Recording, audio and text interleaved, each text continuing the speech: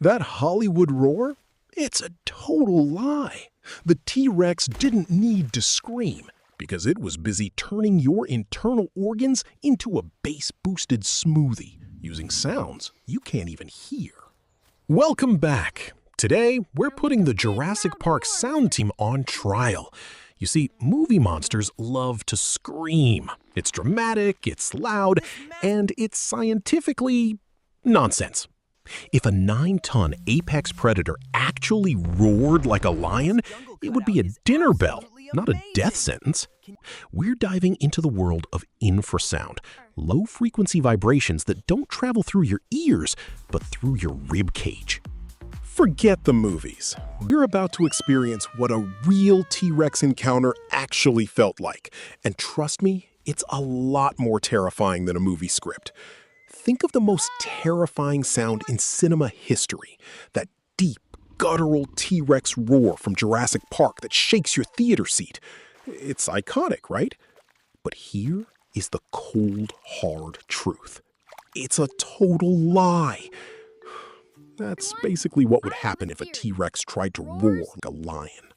The problem is simple anatomy. Mammals, like us and lions, use vocal cords to create those deep, resonant growls. But dinosaurs? They weren't mammals. They were archosaurs, the ancestors of birds and crocodiles. Crocodiles don't roar. They hiss and thump. And birds? Well, they use a syrinx, a completely different structure that doesn't produce those low-frequency bellows we associate with big monsters. By relying on a mammalian vocal cord model, Hollywood completely ignored the actual evolutionary hardware. The T-Rex didn't have the biological equipment for a dramatic scream. In fact, if you were standing next to one, you wouldn't even hear a roar. You'd feel it. It wasn't about volume. It was about low-frequency stealth that could rattle your very bones. So, if the T-Rex wasn't a shrieker, how did it actually communicate? To understand the King of Dinosaurs, we have to look at its living relatives, birds and crocodilians. Forget vocal cords for a second. We're talking about closed-mouth vocalization. Instead of pushing air through a larynx like we do, many archosaurs use a specialized neck sac. It's like a biological subwoofer. By pushing air into this sac while keeping the mouth sealed, the dinosaur creates a deep, booming resonance. Think about it. The sound wasn't meant to be heard as a high-pitched scream. It was a frequency that traveled through the ground and the very air itself. It wasn't about volume. It was about low-frequency pulses that would rattle your rib cage before you even knew something was coming. Now let's get down to the physics of the hunt. We are talking about infrasound, frequencies lower than 20 hertz. These are sound waves so long and deep that the human ear simply can't catch them. To us, it's silence. To a T-Rex, it's a low-frequency broadcast that can travel through miles of dense Cretaceous jungle without losing a beat. While high-pitched screams get tangled in ferns and tree trunks, these long, powerful waves just pass right through them. Now, I want you to pay attention. We're going to play a 15 hertz tone. You might not hear it, but you'll definitely feel it. It's not a sound you listen to with your ears. It's a sound that hits your rib cage. It creates a physical pressure that would have told every prey animal in the forest that the king was nearby, long before they ever saw him. I know what that is. See? That is the power of stealth. When you can literally vibrate your environment, you don't need to roar. You just need to show up. We have been conditioned by cinema to think that an apex predator needs to sound like a megaphone in a thunderstorm to show who is boss. But evolution rarely plays by Hollywood rules.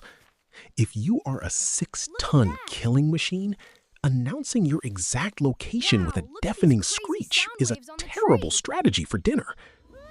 It turns out, nature prefers the shadow over the spotlight. True dominance isn't about being loud. It is about being impossible to detect until it is far too late. Instead of a roar, predators like the T-Rex likely utilized infrasonic pulses. These frequencies are so low that they aren't meant to be heard. They are meant to be felt. By using stealth and infrasound, a predator can manage its territory and disorient prey without ever making a peep. While the lizard was busy waiting for a terrifying roar, it was actually being pushed out of the area by sound waves it couldn't even perceive. Now, let's talk about the physics of being a 9-ton ninja. You'd think something the size of a school bus would shake the bedrock with every step, but the Tyrannosaurus Rex was a master of acoustic stealth. See, moving 9,000 kilograms without a sound requires more than just good manners. It comes down to biomechanics. The T-Rex wasn't stomping around on hard bone. It had massive, specialized foot pads filled with fibroconnective tissue.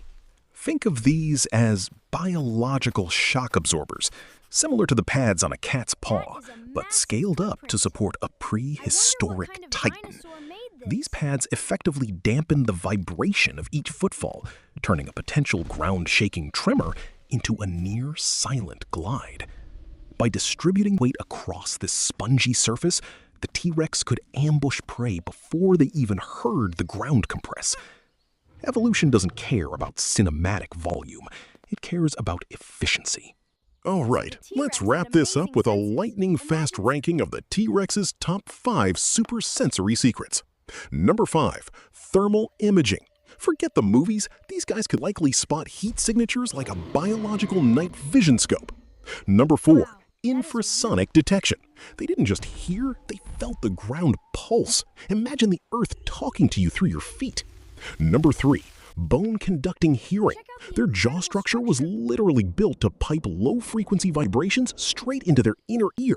Number 2, the vomeronasal organ. Basically, they were tasting the air for chemical clues. And number 1, the ultimate sensory power, vibration mapping. By tracking tremors, the T-Rex could see prey in total darkness, mapping their movement like a sonar ping.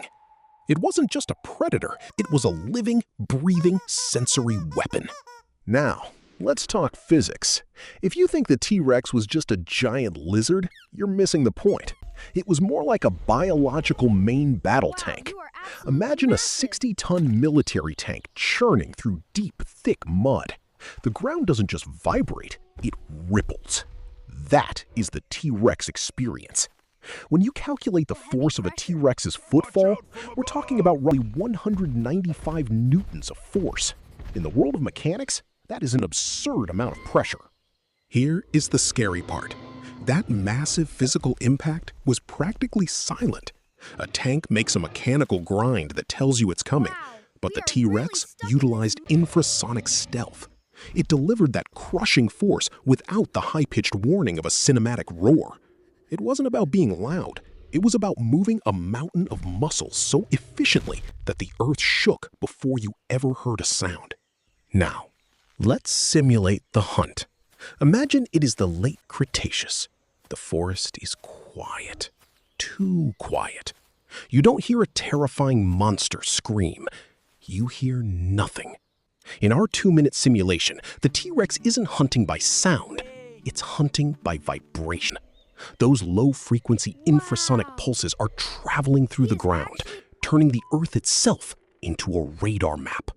He thinks he's safe because he hasn't heard a roar, but that's exactly the problem. The silence isn't a lack of presence. It's the predator's most effective weapon. See that? No roar, just pure, calculated biological efficiency. Evolution didn't favor the roar because roaring is a loud, messy way to tell your dinner exactly where you are. Silence, however, lets you get close enough to close the deal before the prey even knows you exist. So while the movies want you to think the T-Rex was a loud-mouthed screamer, the reality is much more unsettling. It was a silent, vibrating phantom. You wouldn't hear a roar. You just feel your own rib cage deciding to quit. evolution doesn't need to scream when it can just liquefy your confidence from 3 miles away. If you enjoyed this deep dive into prehistoric terrors, hit that subscribe button to keep your curiosity sharp. Stay curious, stay quiet, and thanks for watching.